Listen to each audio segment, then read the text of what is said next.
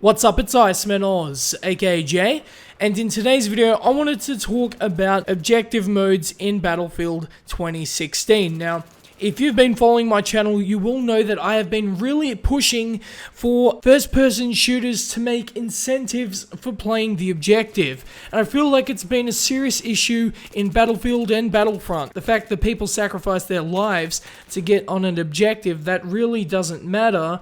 It doesn't make too much sense, and that is the main reason I believe that you don't see people playing the objective. Now, for example, if you play Counter-Strike and you play on the competitive playlist where it's ranked, people are forced to play the objective because they want to reach for that brass ring.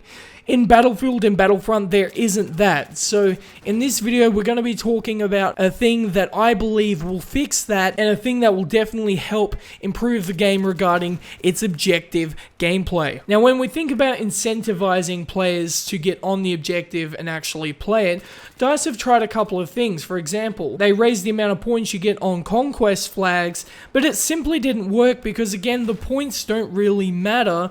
Because again, everyone's already unlocked everything, and it's really simple to unlock stuff anyway, so the extra 100 points doesn't mean much, especially when you can go flank the enemy and get a couple of extra kills. Some suggest as well that you could remove the KD stat from the game altogether, so no one sees their KD on anything. And this, I believe, is a good idea when playing the objective modes, but I think hiding it altogether is a little bit ridiculous. The reason it's good for objective modes though is because people will whore in the tanks, and just because they go 20-3 doesn't necessarily mean they're a 20-3 player. It just means they were camping in that vehicle to get that KD streak. So I believe that's a really cool thing that they could add into the game. Just remove the KD from the objective game modes, but modes like TDM, Squad Deathmatch, I definitely recommend that they have the KD in there because that is the objective of those modes, is to get kills. Alright, so the idea I came up with when regarding fixing people not playing the objective is this: a tier system. Now essentially what it is I want to force players to play the objective. Okay, so the way we do that is when it comes to unlocking guns, and we're going by the standard premise, you unlock guns by getting points. Battle packs would be out the window by this premise. So you unlock weapons by getting points.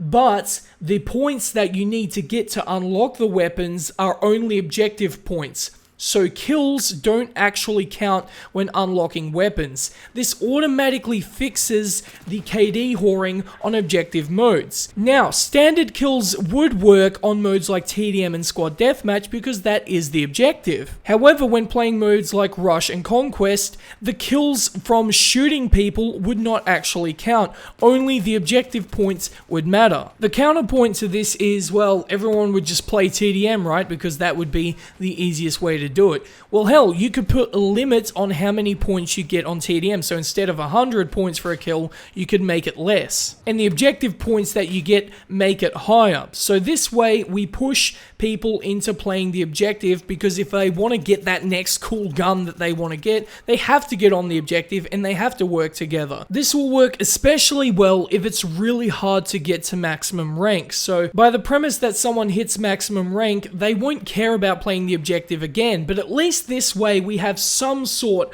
of a way for people to play the objective, because currently it's a mess. So let me know what you guys think about that idea in the comments section below. Moving along, the next idea I had was the competitive ranked mode that we do see in CSGO. So I think this is a really good idea. We see it in CSGO and how much it makes people play the objective.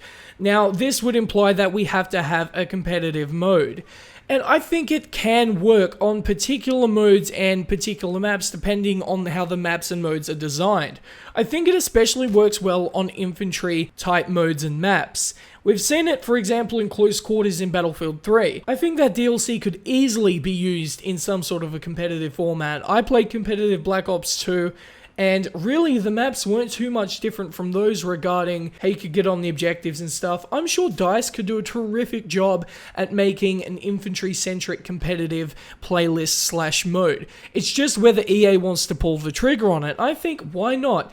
The current situation of the game is there are people who are hardcore players, and that will give them a place for them to go, while the casuals can play on the standard modes. There's so many different directions you can go with this competitive mode. You can do it the basic way that CSGO does it, but there are other ways you can go, and I would like to hear what you guys think in the comments section below.